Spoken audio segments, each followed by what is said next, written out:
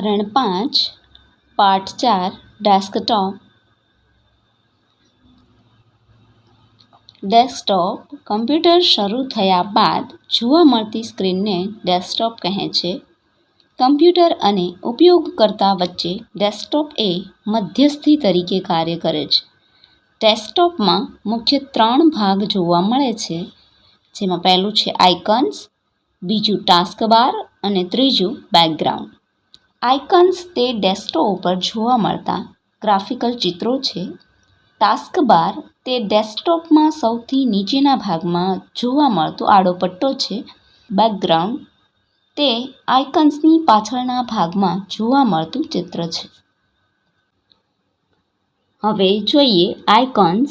Desktop પર જોવા મળતા નાના ગ્રાફિકલ ચિત્રોને આઇકન્સ કહે છે. તે નાનકડા ચિત્ર સ્વરૂપે હોય છે. વિન્ડોઝમાં દરેક પ્રોગ્રામને અનુરૂપ ચોક્કસ પ્રકારનો આઇકન્સ હોય છે. કમ્પ્યુટરના ડેસ્કટોપ ઉપર કમ્પ્યુટર, રિસાયકલ બિન, નેટવર્ક, ડોક્યુમેન્ટ્સ તેમજ અન્ય પ્રકારના આઇકન હોઈ શકે છે. આઇકનની નીચેના ભાગમાં જે તે આઇકનનું નામ જોવા મળે છે.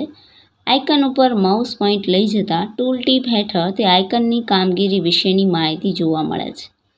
આઇકન પર ડબલ ક્લિક કરીને અથવા એક વખત ક્લિક કરીને એન્ટર આપતા તે શરૂ થાય છે. કમ્પ્યુટરમાં ફાઇલ અને ફોલ્ડર બનાવતા તે આઇકન સ્વરૂપે જોવા મળે છે. હવે જોઈએ ટાસ્કબાર.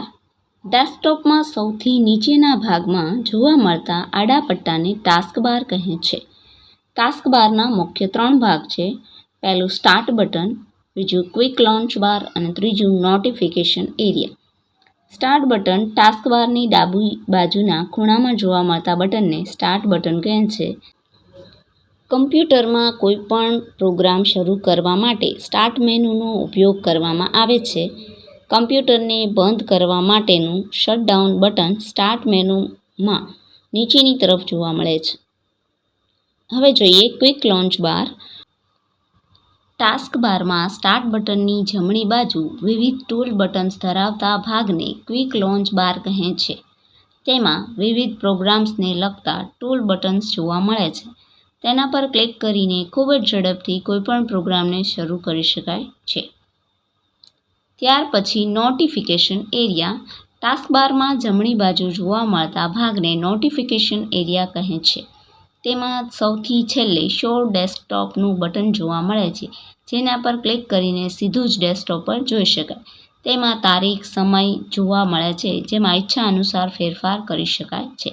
તેમાં અવાજ માટેનું sound button, antivirus software install કર્યું હોય તો તેનું બટન, પેન ડ્રાઈવ જોડેલી હોય તો તેનું બટન, તે સિવાયના અન્ય બટન્સ જોવા મળી શકે છે.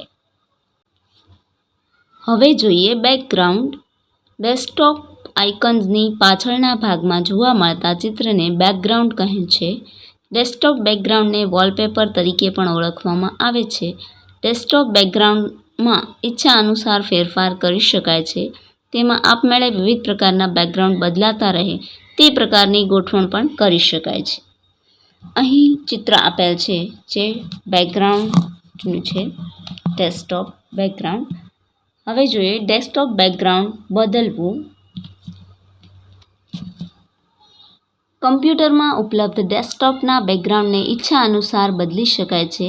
ડેસ્કટોપના બેકગ્રાઉન્ડને બદલવા માટે નીચેના પગલાઓ અનુસરો. સૌપ્રથમ ડેસ્કટોપના ખાલી ભાગ પર માઉસ વડે રાઇટ ક્લિક કરો. ત્યારબાદ જોવા મળતા મેનૂમાંથી આકૃતિમાં દર્શાવ્યા મુજબ પર્સનલાઇઝ વિકલ્પ પર ક્લિક કરો. ત્યારબાદ આકૃતિમાં દર્શાવ્યા મુજબ ડેસ્કટોપ બેકગ્રાઉન્ડ વિકલ્પ પર ક્લિક કરો. આ સાથે જ આકૃતિમાં દર્શાવ્યા મુજબની વિન્ડો જોવા મળે છે, જેમાં અનેક પ્રકારના બેકગ્રાઉન્ડ જોવા મળે છે. જો ઉપલબ્ધ તમામ બેકગ્રાઉન્ડ એક પછી એક જોવા મળે તેવું ઈચ્છતા હોઈએ તો સિલેક્ટ ઓલ બટન પર ક્લિક કરી નીચેના ભાગમાંથી ચેન્જ પિક્ચર એવરી હેઠળ મનપસંદ સમય આપતા તેટલા સમય પછી આપમેળે બેકગ્રાઉન્ડ બદલાઈ જાય છે. જો તમે આડાઅવળા ક્રમમાં બેકગ્રાઉન્ડ બદલાય તેવું ઈચ્છતા હો તો શફલ વિકલ્પને પસંદ કરો. કમ્પ્યુટરમાં ઉપલબ્ધ કોઈ ચિત્રને બેકગ્રાઉન્ડ તરીકે પસંદ કરવું હોય તો બ્રાઉઝ બટન પર ક્લિક કરીને જે તે ચિત્રને પસંદ કરો. અંતે સેવ ચેન્જીસ બટન પર ક્લિક કરતાં પસંદ કરેલ બેકગ્રાઉન્ડ ડેસ્કટોપ પર જોવા મળે છે. સ્ક્રીન સેવર સેટ કરવું. સ્ક્રીન એટલે પડદો અને સેવર એટલે બચાવનાર. જો કમ્પ્યુટરનો નિશ્ચિત સમય સુધી ઉપયોગ કરવામાં ન આવે તો મોનિટર ઉપર આપમેળે વિવિધ આકાર અને સ્વરૂપમાં જોવા મળતી રચનાને સ્ક્રીન સેવર કહે છે. કમ્પ્યુટર સ્ક્રીનની જાળવણી માટે સ્ક્રીન સેવર સુવિધાનો ઉપયોગ કરવામાં આવે છે. જો કમ્પ્યુટર સ્ક્રીન લાંબા ગાળા સુધી એક જ અવસ્થામાં ચાલુ રહે અને મોનિટરની પિક્ચર ટ્યુબમાંથી એક ધારા એક જ પ્રકારના એક સરખા પ્રકાશના કિરણો ફેંકે તો લાંબા ગાળે મોનિટરની સ્ક્રીનને નુકસાન થવાની શક્યતા છે. સ્ક્રીન સેવર સુધી હેઠળ કમ્પ્યુટર અમુક નિશ્ચિત સમય સુધી એક જ અવસ્થામાં રહે તો તે આપમેળે શરૂ થઈ જાય છે અને વિવિધ પ્રકારના પ્રકાશના કિરણોને વિવિધ દિશામાં પ્રસારિત કરે છે અને સ્ક્રીનને થતા નુકસાનથી બચાવે છે. કમ્પ્યુટરમાં સ્ક્રીન સેવરની અસર આપવા માટે નીચેના પગલાં અનુસરો. સૌપ્રથમ ડેસ્કટોપના ખાલી ભાગ પર માઉસ વડે રાઇટ ક્લિક કરી પર્સનલાઇઝ પર વિકલ્પ પર ક્લિક કરો. ત્યારબાદ આકૃતિમાં દર્શાવ્યા મુજબ સ્ક્રીન સેવર વિકલ્પ પર ક્લિક કરો.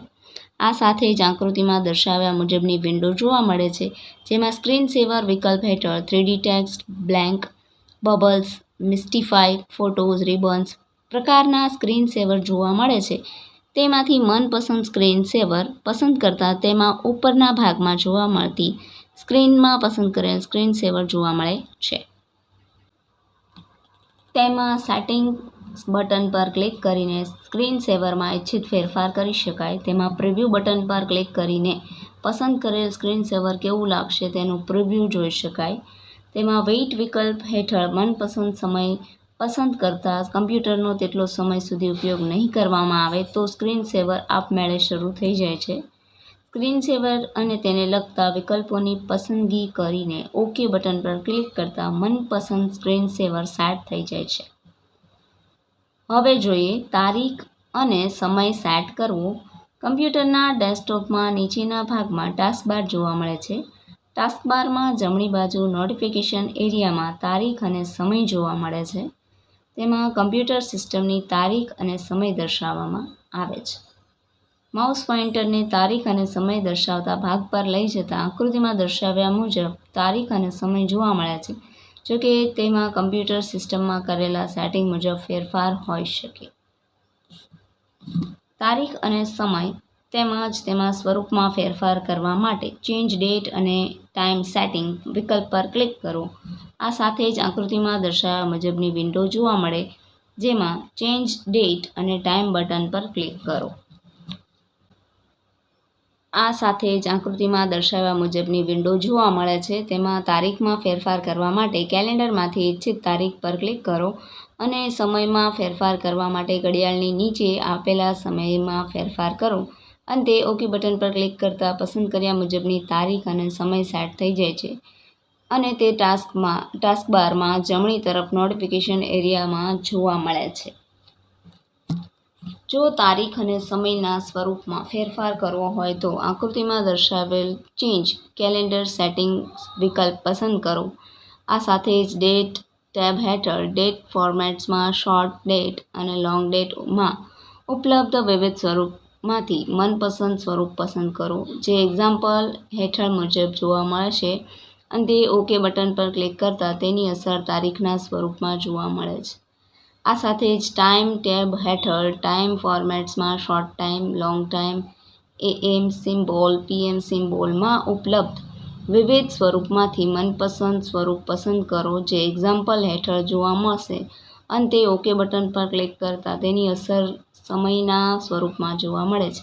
તેમાં નીચેના ભાગમાં વિવિધ સ્વરૂપના અક્ષરનો અર્થ શું થાય છે તે જોવા મળે છે.